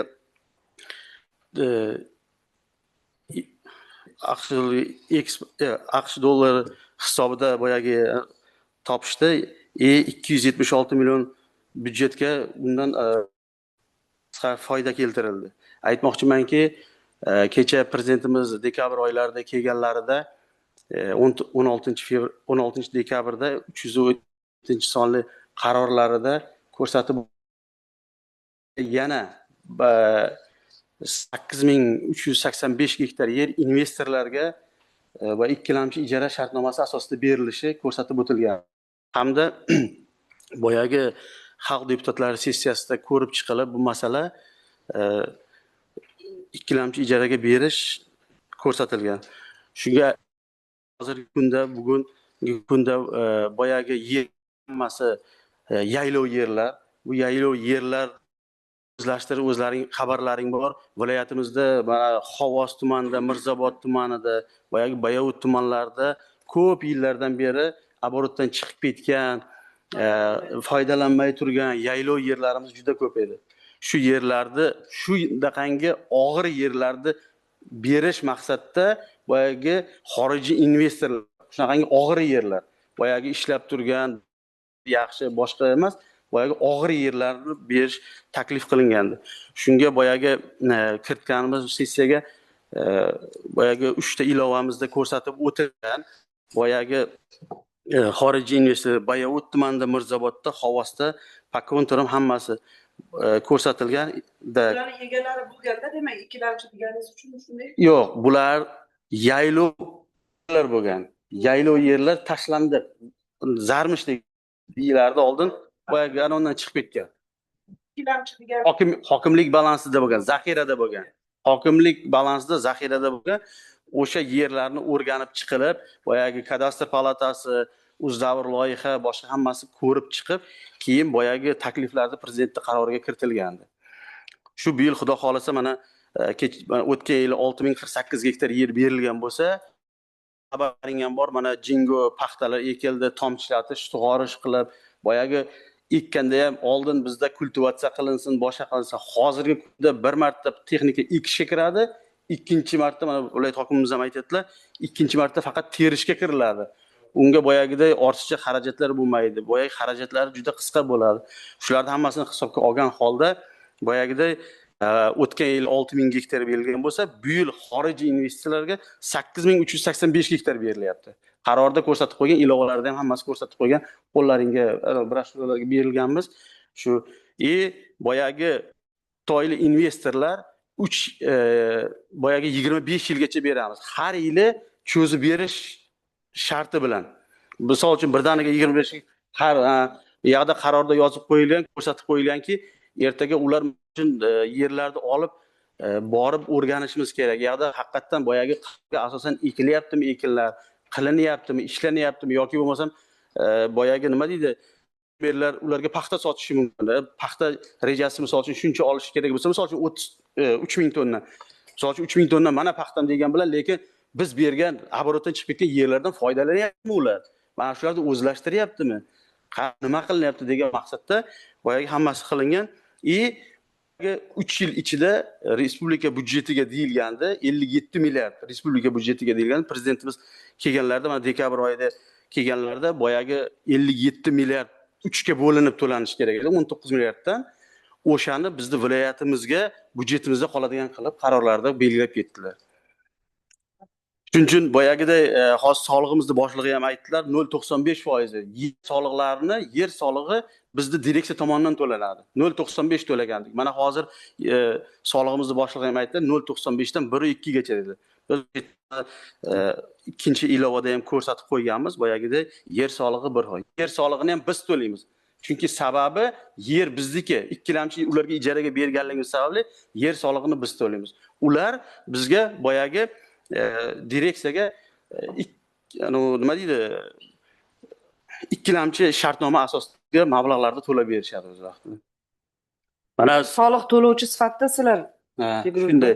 Keyin o'sha yerda 3-chi boyagi ilovada ko'rsatilgan prezidentimizni boyagi qarorlarida ham ko'rsatib qo'ygan, oyma-oy hisob-kitob qilinsin degan. O'sha mana oyma-oy fevral oyida qancha, avgust oyida qancha, dekabrgacha oyma-oy boyagi berilgan yerlarning hisob-kitobini boyagi ikkilamchi xorijiy investorlar tomonidan to'lanishi shart. Chunki sababi hozir aytgandek yer soliqlarini vaqtida to'lamas, ular to'lamasa biz to'la olmaymiz. Chunki bizga mablag' tushmaydi.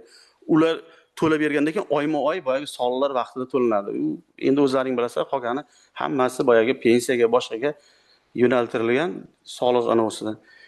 Shu agar shularga ruxsat berib, tasdiqlab bersalaring, bir ovozdan shu qarorni biz loyihasini ko'rib o'qib chiqardik. Rahmat, qaror loyihasi bilan tanishgansizlar hammanglar. Savollar bormi? Marhamat, Sherali. Mana ijaraga beryapti. Bu yaxshi, lekin ko'plab davlatlar tajribasida shu xorijiy investorlar foydalangandan keyin ularda agrotexnik tadbirlar boshqacha. Ular o'zini agrotexnik tadbirlari bo'yicha ish beradi yerga. Ertaga biz 1 yilga berarmiz, 5 yilga berarmiz. Uni keyinchalik holatini saqlab qolish masalasi bo'yicha nazorat qiladi uni. Ertaga har xil mineral, kimyoviy o'g'itlar bilan ishlab beradi ular. Bizdagi yerlarni toifasi o'zgacha, mana yerda shug'ullanib ketish darajasi yana kuchayib ketmaydimi keyinchalik ular tadbiri bo'yicha qandaydir nazorat tizimi qanday yo'lga qo'yiladi? Bu hozir mana qishloq xo'jaligi boshqarmasi deydi, hozir agroforumda bo'yicha o'rinbosar hamda mutaxassislari bor. O'shalar vaqtida hamma hududlardagi boyagi yerlarni o'rganish komissiyasi bor o'zlarining. Nima qilinyapti, qanday qilinyapti? Bir xillar aytadi, bular kasb bilan ekkandan keyin boyagiday 1 yil, 2 yildan keyin plyonkalari uchib boshqa bo'ladi. Mana shuncha o'zimiz ham yuribmiz, ko'rib, o'rganib yuribmiz. Mana bu yilga ekkan paxtalarni bironta na plyonkasi, na boshqasi qolgan yerlarda meliorativ holatini ham nima deydi? Yer madaniyati deydi, yer madaniyatiga ham qarab o'qib ishlashyapti, ko'rib chiqyapmiz biz uni hammasini. Qishloq xo'jaligi boshqarmasi bilan birgalikda. Albatta, endi yer baribir o'zimizniki, uni ehtiyot qilish, uni ekologik tomonlarini o'ylash albatta bizning masalalarimiz bo'ladi. To'g'ri savol beryapti. Buni nazorati kuchli bo'lishi kerak. Marhamat, yana bormi savol? Demak, doimiy komissiya ko'rib chiqqan, to'g'rimi? Fikrlar bormi doimiy komissiyada? Kecha muhokama qilganmiz. Mana bandit bali bo'yicha biz kecha bular bilan maslahatlashdik. Hamma yerda har xil bandit balda turadi. O'sha uchun ijaraga berishda ertaga qanday bo'lar dedik. Bular haqiqatan boya bandit balga qarab bersa, misol bu oldin zalij yerlar edi. Endi hozir fermerlarimiz kerak bo'lsa shu ijaraga berishga o'sha beryapti. Ekin yerlarini. Ertaga o'shalar bandit bali har xil chiqadi-da. Manniki, Sayxunobodniki, o'shalarni o'shanga qarab narxini chiqarib berishga, ijaraga berishda. Ular shunday qilyapti. Ya'ni yaxshi. Rahmat, bormi yana fikrlar? Agar bo'lmasa, albatta bu mana ko'ryapsizlar, shuncha yerlarimizdan manfaat bo'lyapti, qachondir tashlandiq bo'lib qolgan joylarimizni ham mana o'zimiz ham guvoh bo'lib turibmiz, o'zlashtirib boshqa va uni solig'i mana prezidentimizga rahmat, o'zimiz qildiryaptilar va bu qancha bizni viloyatimizga imkoniyat, qancha ishlarimizni qilib olsak bo'ladi mana shu soliqlar hisobiga. Rahmat Umidjon, agar boshqa fikrlar bo'lmasa, qaror loyihasi qo'lingizda turibdi. Tasdiqlab ovoz berishinglarni so'rayman, marhamat. Qarshilar? Yo'q. Betaraflar? Yo'q. Rahmat. Qaror tasdiqlandi. Rahmat. Marhamat, keyingi ikkita masala, 5-6 masalalar bo'yicha, ya'ni 2025-26 yillarda Sirdaryo tumanini jadval kompleks rivojlantirish dasturi doirasida amalga oshiriladigan loyihalarni hamda tuman va shaharlardagi driver loyihalarini tasdiqlash va davlat byudjetidan moliyalashtirishni amalga oshirish to'g'risida viloyat iqtisodiyot va moliya boshqarmasi boshlig'i o'rinbosari Qurbanov Nurali Haydarichga beramiz so'zni. Marhamat, Haydarich.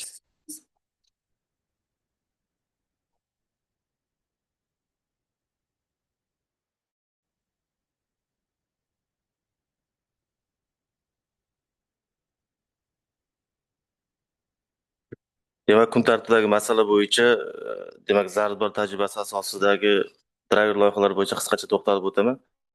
Vazirlar Mahkamasining 495-sonli qarori bilan driverlar amalga oshirish tartibi belgilangan. Tartibda 12-bandi bo'yicha driver loyihalariga zarur infratuzilmani amalga oshirish uchun respublika byudjetidan mablag' ajratiladi hamda bu ajratilgan mablag'lar xalq deputatlarining tegishli kengashlari qarorlar asosida ishlatilishi belgilab qo'yilgan. O'zi ma'lumki, driver loyihalari bu hududda zaxira imkoniyat iqtisodiy o'sishni va o'zgarishni harakatlantiruvchi omilni yuzaga keltiradigan sanoat, xizmat va qishloq xo'jaligini rivojlantirishga turtki beradigan loyihalar tushuniladi. Shundan kelib, demak, qarorni topshiriqning ijrosini ta'minlash maqsadida Sirdaryo viloyatida 2026-yil uchun 31 ta driver loyihalari shakllantirildi. Bu shakllantirishda tegishlicha demak tuman shahar hokimliklari hamda boshqa demak qurilish tashkilotlar bilan birgalikda hamkorlikda ishlatildi. Demak, ushbu 31 ta loyihamiz shundan 2 tasi 22 tasi xizmat ko'rsatishda, qishloq xo'jaligida 7 ta. Bu loyihalarning umumiy qiymati 105 milliard so'mni tashkil etadi. Bu yuqorida aytib o'tgandek, respublika byudjetidan ajratiladigan mablag'lar hisobiga amalga oshirilishi belgilangan. Mana shu loyihalarimizda manzilli ro'yxati demak berilgan. Obodonlashtirish, ko'kalamzorlashtirish va boshqa obyektlar bo'yicha demak 18 ta obyektimiz bor. 54,9 milliard so'mlik. Ichki yo'llar bo'yicha 5 ta obyekt kiritilgan, 14,1 milliard so'mlik. Elektr energiyasi ta'minotini yaxshilash bo'yicha 16 ta obyekt bor, 11,5 milliard so'mlik. Ichimlik suvi va suv oqova tizimini yaxshilash bo'yicha 4 ta obyekt bor, 3,2 milliard so'mlik. Bundan tashqari sug'orish suv bilan ta'minlash bo'yicha demak e'tibor qaratildi. Bu 26-yildan boshlab 8 ta obyekt bor, 21,2 milliard so'mlik. Mana shular hisob-kitob qilingan. Agar bu loyihalarimizni amalga oshiradigan bo'lsak, biz hisob-kitobimiz bo'yicha 181 ta yangi tadbirkorlik subyekti, 2,5 mingtaga yaqin demak ish o'rinlari yaratilishi, qariyb 13 milliard so'm yillik byudjetga tushum tushishini biz hisob-kitob qilganmiz. Endi men qisqacha aytishim mumkin, mana shu sizlarga havola etilayotgan 26-yilda amalga oshirilishi belgilangan driver loyihalarini agar ruxsatlaring bilan biz tasdiqlab bersalaringiz, biz keyinchalik amalga oshirish bo'yicha tegishli tartibda ishni boshlaymiz. Doimiy komissiya o'rganib chiqdimi bu sohalarni hammasini? O'rib chiqdinglar. Demak, ma'qul. Savollar bormi ma'ruzachimizga? Savollar bo'lmasa, tasdiqlab berishinglarni so'rayman. Qarorlarni marhamat. Qarshilar? Yo'q. Betaraflar? Yo'q. Qarorlar tasdiqlandi. Ruxsat bersalar, ikkinchi masalamiz demak, mana shu driver demak loyihalari 25-yilda ham amalga oshirilgan, hammalaringiz xabarlaringiz bor, o'zlaringiz tasdiqlab berdilar. Faqat birinchi marta, ya'ni pilot loyiha bo'lganligi uchun sal bu yoqda amalga oshirilishida muddat bilan bog'liq ancha kechikishlar ro'y berdi.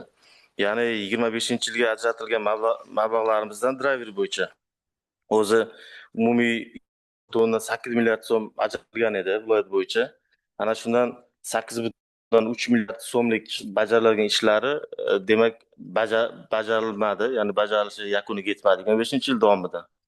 Agar bu anaqani ham nima deydi, biz taklifimizni tasdiqlab beradigan bo'lsalaringiz, amalga oshirilmagan loyihaning qolgan qismini 26-yil davomida, ya'ni qisqa muddatda 1-2 chorakka uzoq qolmasdan yakunlab, ana shu hamma demak aholimiz uchun qulay sharoitlar yaratib berishni yakuniga yetkazib qo'yamiz.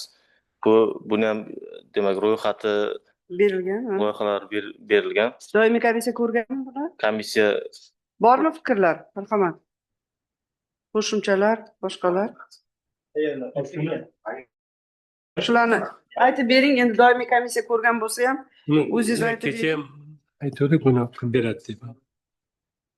Mayli, boshqa deputatlar ham bilib olsin. Aha. Buni bilish kerak hozir. To'g'ri aytdi mana deputatimiz. Hop. Aniqlik kiritishadi, hozir aytishadi. demak, men aytdim 25-yilda 45 ta loyiha 51,8 milliard so'm pul ajratilgan edi viloyat bo'yicha 45 ta. Bu 45 ta demak Guliston shahrida har bitta tumanda kamida ikkitadan loyiha bor edi. Bu infrastrukturani yaxshilash bog'liq driver loyihalar, ya'ni respublika byudjetidan demak obodonlashtirish, ichki yo'llar bor, elektr energiyasini ta'minotini yaxshilash bilan bog'liq masalalar bor. Aholini dam olish uchun demak driver loyihalari bor, bog'lar, trotuar. Menda jamisini ro'yxati bor. Agar sizlar o'qi desangiz, hammasini o'qib berish mumkin. 45 ta loyiha. Qolib ketgan loyihalarni so'rayapti-da bular. Qaysi loyihalar? Mana 8 milliard qancha ishlatilmay qoldi deyapsiz-ku. Shu qaysi loyihalar? Da. Yo'q. 330 bo'yicha bizga bog'liq qismi demak faqat og'ir toifadagi mahallalarda sug'orish tizimini anaqadir. Bu alohida dastur, driverning o'zi 330 ga aloqasi yo'q, alohida pul ajratilgan manbasi bor. Endi 5 ta loyihaning ichidan 29 tasini biz uje foydalanishga qabul qildik, topshirdik. Ya'ni biz deganimiz endi go's komissiya bilan qabul qilingan boshqa obyektlarda demak o'rtada qoladigan bo'lsa, o'rta obyektda ishlar oxiriga yetmagan. Oxiriga yetmagan deganda qaysidir qismi qolib ketgan. Bu uchun 8,3 milliard so'm pul o'zlashtirilmay qolgan. Yilning yakuniga, kalendar yilning yakuniga ko'ra mana shu pulni biz yakunigacha yetkazib qo'yib, 26-yil davomida mana shu ishni davom ettirish uchun deputatlardan ruxsat so'rayapmiz. Buni dastlabki ro'yxatini tasdiqlab bergansizlar. Uchta obyektdan nimalar qolgan shuni? Misol tariqasida driver loyihalarimizni ikkinchi bosqichi deb olganmiz. O'zi unga noyabr oyida start berilgan edi. Ishga tushmaganligining asosiy sababi ham 12 ta loyihamiz noyabr oyida start berilgan. Bular demak Guliston shahar namuna sayqal mahallalaridagi Islom Karimov ko'chasini 24/7 rejimda ishlaydigan ko'chaga aylantirish. Mana o'zimizda Guliston shahar markaziy Islom Karimov ko'chasida bu yoqda demak obodonlashtirish ishlari uchun UKS zakazchiligida 4,5 milliard so'm pul ajratilgan. Buni hozircha faqatgina loyihasi ishlab chiqib tenderda demak quruvchisini tenderga e'lon berilgan. Mana shu etapda qolib ketdi, chunki noyabr oyida start berilgan. Hali to'liq turibdi bajarilmagan. To'liq turibdi. Hech narsa hech bajarganimiz yo'q. Qurilish bilan bog'liq proseslar boshlangan xolos. Bu hozir bu quruvchi aniqlangandan keyin mana shu 4,5 milliard so'mga shu belgilangan loyiha bo'yicha qurilishlar bo'ladi. Ikkinchi loyihamiz demak Yangi shahrini Yangiobod mahallasida Toshkent ko'chasi, Navro'zobod mahallalarini 1 gektar yer maydonda yo'l bo'yi xizmatlarini tashkil etish. Bunda ham ya'ni Yangi shahrdan Xovos tumaniga chiqib ketish qismida yo'l bo'yi xizmatlarini tashkillashtirish uchun demak umumiy miqdorda 2 milliard so'm pul ajratilgan. Buni 300 ishlash, 1 milliard 700 bu ko'kalamzorlashtirish, yo'l yoqasini demak xizmat ko'rsatish obyektlarini joylashtirish uchun tayyor holatga keltirish. Buni ham holati xuddi shunaqa, men boya aytganimdek, noyabr oxirida berilganligi uchun ikkinchi bosqichga amalda hech narsa ish bajarilmagan qurilish ishlari, faqat hujjat bilan bog'liq boyagi tender ishlari bilan turibdi bu narsa. To'xtab qolgan yil yakunida. Guliston tumanimizda bor, demak Yulduz mahallasi hududidan o'tuvchi D037 avtomobil yo'li bo'yidagi zog'orni 800 metr qismini yopiq holatga keltirish, maydonda savdo va xizmat ko'rish obyektlarini tashkil etish. Tariqasida eshityapsizlar, endi tushunarli bo'ldi, to'g'rimi? Mana shu obyektlarni to'liqligicha tashlab bersangiz, bizga nimaga albatta deputatlar nima uchun so'raydi? Chunki o'ziga tegishli hududda bo'lsa, bu nazoratini olish ham oson bo'ladi, ishni tezlashtirish oson bo'ladi. Tegishi mumkin. Shuning uchun ham so'rashyapti. Marhamat, yana bormi? Bir minut shu masala. Muraljon kecha biz oldin buni oldingi deputatlar viloyat bo'yicha sessiya buni tasdiqlaganmizda. Hozirgi siz aytayotganingiz bu tiriqat yashib o'tyapti-da. To'g'rimi? Bizlar unga hech qanday ag'dan olib kelmaysiz respublika. Hozir mablag'imiz borda bunga, to'g'rimi? Ana shuni aytsangiz, shu aniq kiritish kerak. Ana shunday qilib bersa maqsadga muvofiq, to'g'ri, tushundimmi?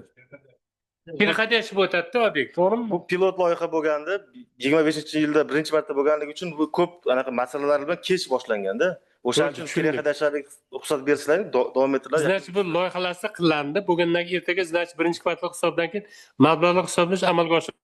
Mablag' tayyor, quruvchi anaqa zakazchilar ham hammasi tayyor. Bu davom etadi qurilish. Tushunarli. Tushunarli. Bo'ldi. Rahmat, rahmat. Bormi yana savollar, fikrlar? Yo'qmi? Yetarli. Demak, ikkinchi masala bo'yicha ham qaror loyihasi bor. Marhamat, agar rozi bo'lsanglar, tasdiqlab berishingizni so'rayman. Qarshilar? Yo'q. Betaraflar? Yo'q. Rahmat. Rahmat sizga, Murodjon. Rahmat. Hurmatli deputatlar, sessiya kun tartibiga kiritilgan boshqa masalalar, jumladan o'zboshimchalik bilan egallab olingan yer uchastkalari hamda ularda qurilgan binolar va inshootlarga bo'lgan huquqlarni e'tirof etish to'g'risidagi, ikkinchisi O'zbekiston Milliy elektr tarmoqlari aksionerlik jamiyati tomonidan taklif etilayotgan magistral elektr tarmoqlarini rekonstruksiya qilish loyihasi mas'ul tashkilotlarning xulosalari olingan holda doimiy komissiyalarida qilgan mana shu ikkita masala muhokama qilingan. Agar raislarimiz shu masalalar bo'yicha o'zlarining fikrlarini bildirmoqchi bo'lishsa, marhamat. Bormi? Rustam aka yo'qmi? Demak, mana shu ikkala masala bo'yicha ham agar ruxsat bersanglar, qaror loyihalarida ko'rsatib o'tilgan, hamma mazmuni bilan tanishgansizlar. Agar masalalar bo'lsa, savollar bo'lmasa, marhamat, ushbu qarorlarni ham tasdiqlab ovoz berishingizni so'rayman. Rozilar? Qarshilar? Yo'q. Yo'q. Betaraflar? Yo'q. Rahmat. Qarorlar tasdiqlandi. Hurmatli sessiya ishtirokchilari, mana barcha masalalarni biz ko'rib chiqdik. Va bitta narsa men alohida aytmoqchi edimki, mana yaqinda muhtaram prezidentimiz tashriflaridan keyin birinchi marta ilk bor shu Islom sivilizatsiya markaziga tashrifni Sirdaryo viloyatidan boshladilar. Sizlarga ruxsat. Hali hech kim kirmagandi u joyga. Mana birinchi biz deputatlar qadam qo'ydik shu joyga. Biz juda xursand bo'ldik. Prezidentimizga ham, mana viloyat hokimi ham ilk bor deputatlar borsinlar deganlariga biz juda xursand bo'ldik. Yana bitta xursandchilik, mana hokimimiz yana o'zlari bitta tashabbus ko'rsatyaptilarki, yaqinda mana eng faol deputatlarimizni, mana Rustam akaga ham rahmat, lagerimizga chiroyli qilib 2 kunlik lagerimizga seminar o'tkazamiz, ham dam olib kelasizlar. Bu viloyat hokimimiz o'zlari tashabbus qilib yordam beryaptilar. Rahmat aytamiz ularga va bu bitta stimul, yaxshi ishlayotgan deputatlarimizga rahmat va bundayroq ishlayotgan deputatlarimiz keyingi safar borishlari uchun harakat qilishadi deb o'ylayman. Albatta mana sessiyamiz yakunida mana shunday xushxabarlar ham bor. Va albatta hozir nima bo'lsa e'lonim bor edi. Hurmatli deputatlar, hozir viloyat kengashini hamda doimiy komissiyalar ish rejalari tuzilyapti. Loyihalarni biz hozir bugun tashlaymiz. Iltimoslardan ayniqsa doimiy komissiya a'zolari bir rejani ko'rib chiqib, keyin siyosiy partiyalarimizdan iltimos qilamiz. Kamida har bir siyosiy partiya sessiyaga bir 2-3 ta masala kiritish rejalasi ko'p emas. Endi 2-3 ta masala kiritilsa ham o'sha bir 15-20 ta yig'ilib qoladi. Bir ko'rib chiqib, bizning haftaning oxirigacha, mana bugun juma bo'lsa, yana haftani boshlariga bersalaring, takliflarni bersalaring, biz o'sha kelgusi sessiyaga biz o'sha loyiha sifatida kiritamiz. Sizlarga loyihani tashlaymiz. Qanaqa takliflar, iltimoslardan? Rahmat. Yana fikrlar bormi? Endi hammamizga ma'lum, hammamizning hududimizda, tumanlarimizda ham mana konstitutsiyamizni binoan, to'g'rimi? Kengashlarimizga raislar saylandi. Va bu raislarimiz mana endi ish faoliyatlarini boshlayapti. Biz endi tajribali kengash sifatida, to'g'rimi? Mana 1 yildan faoliyat ko'rsatyapmiz mustaqil. Bemalol o'zimizni fikrlarimizni, o'zlarimizni yordamimizni bersak bo'ladi. O'zdan hududdagi raislar bilan aloqada bo'lsanglar, ularga yordam ko'rsatsanglar va o'zingizlarning bir tajribalaringizni o'rtoqlashsanglar yaxshi bo'lardi. Tuzishda ham, o'zimizni rejamizni tuzishda ham, ularning rejasini tuzishda ham mana bir ko'makchi bo'lsanglar yaxshi bo'lardi. Va agar boshqa fikrlar, gaplar bo'lmasa, Hokaza Shavkatovna, marhamat, menda marhamat. taklif bor. Boya so'zga javob berganlar aytishdi-ku, biznes ombudsman tashkilotini ruxsatsiz nima qilolmaymiz deb. O'sha biznes ombudsman tashkilotini bir yilda bir hisobotini ham ko'rsak bo'ladimi? Biznes ombudsman. Bo'ldi, ombudsman beradi, bo'ldi.